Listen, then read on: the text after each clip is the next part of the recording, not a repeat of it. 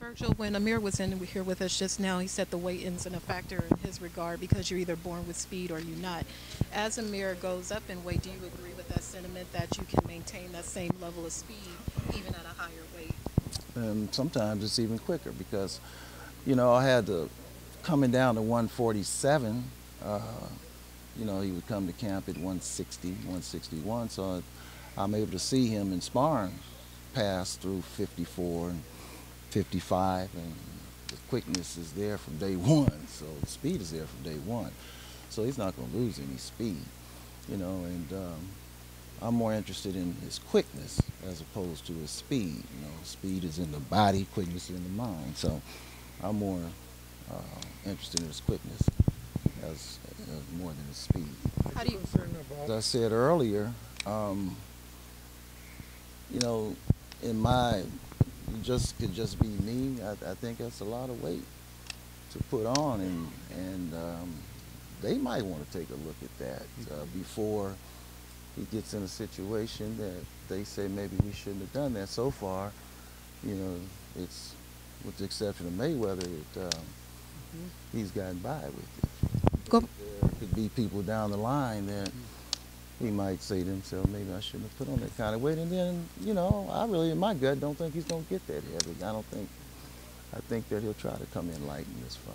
When Amir spars, do you see a newfound sturdiness to him when you watch He's him? always been sturdy, and because, when people talk about punching, first of all, he shouldn't have never been in there with Prescott at that stage of his career, okay? That was not his fault. That's something else. You don't put a prospect, I don't know, I think we had 10, 11 fights or something, in with a puncher at that stage of his career. You bring the puncher to the gym, let it be free without nothing on there. That's how he learns to deal with punches. You bring sparring partners in that can punch, so he gets used to it, you see.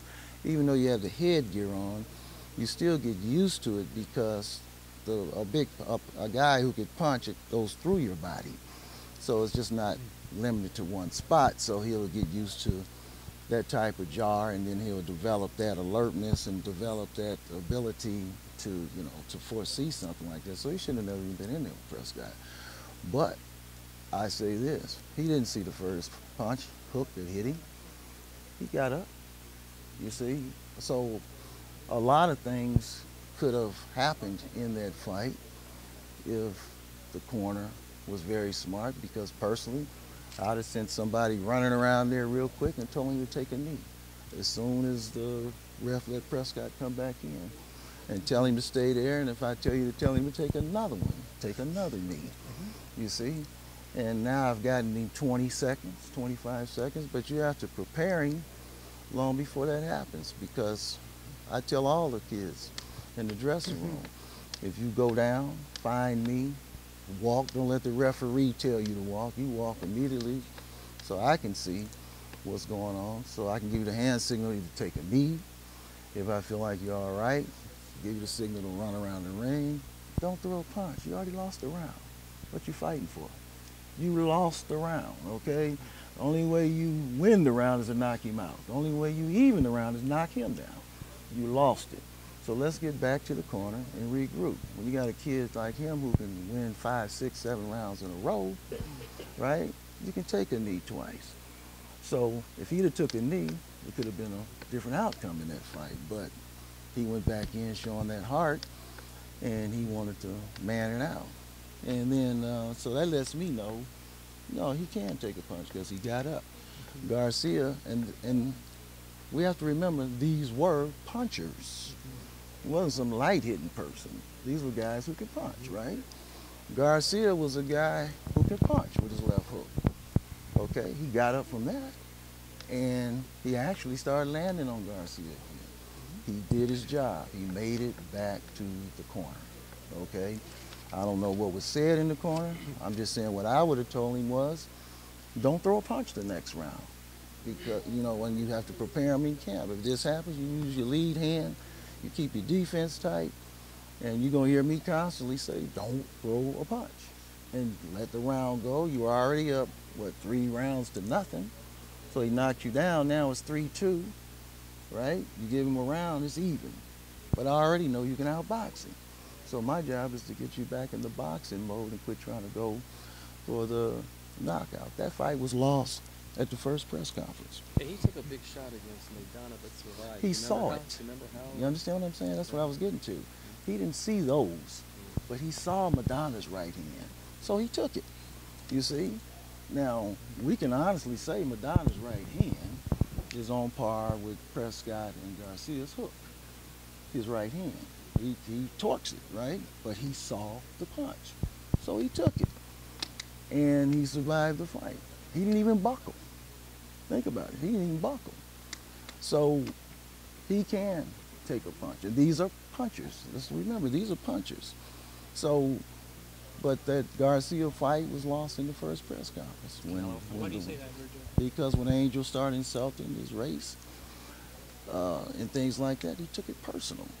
When he told me right there on the podium, I'm going to knock your son out, somebody should have got him and said, wait a minute, hold it, you know? But he's from Manchester. He's not from the ghettos or the hood where he know what Angel's doing. And I'd have got him and say, hey, that's not going to work. You know, just save it, because he's not from the ghetto, but I am, so I'm going to hip him to it, okay? So he's not going to take it personal. That's your only shot to get him out of his game and get a punch through. You see? Also, starting from the root to the fruit in the amateurs, I believe all coaches should start with young kids.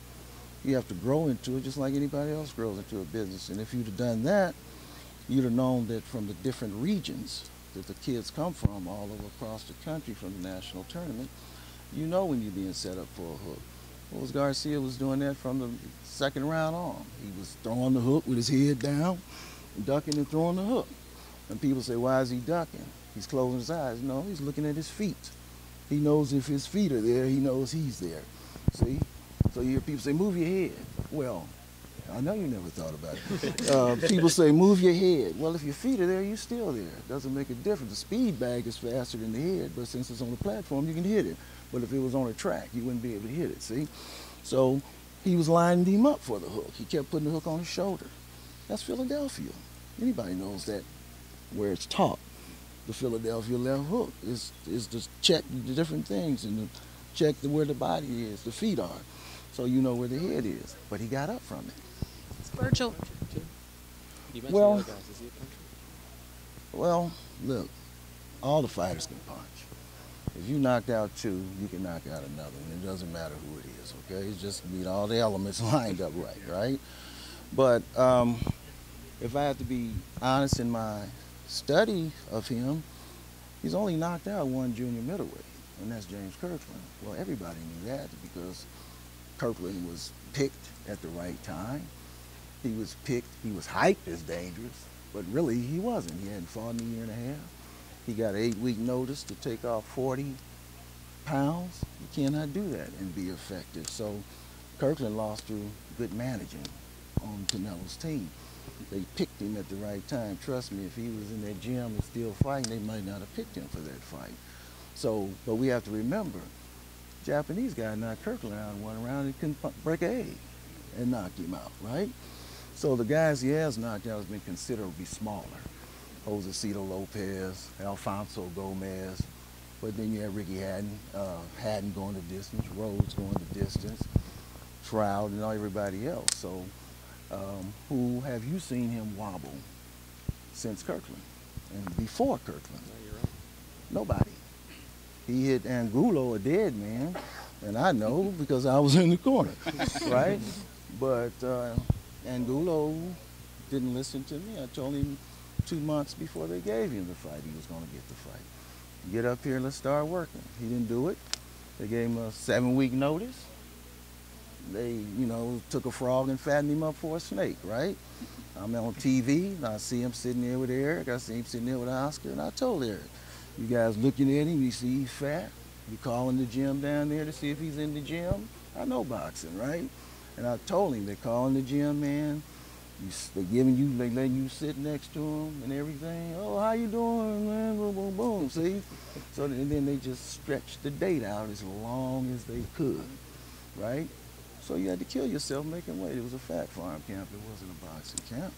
He had to take the weight out. He fainted the morning of the weigh-in. If I hadn't been in the bathroom, he'd have busted his head. It wouldn't have been a fight. So he was a dead man, and he got hit with every punch in the book and never took a back step. He just kept coming forward.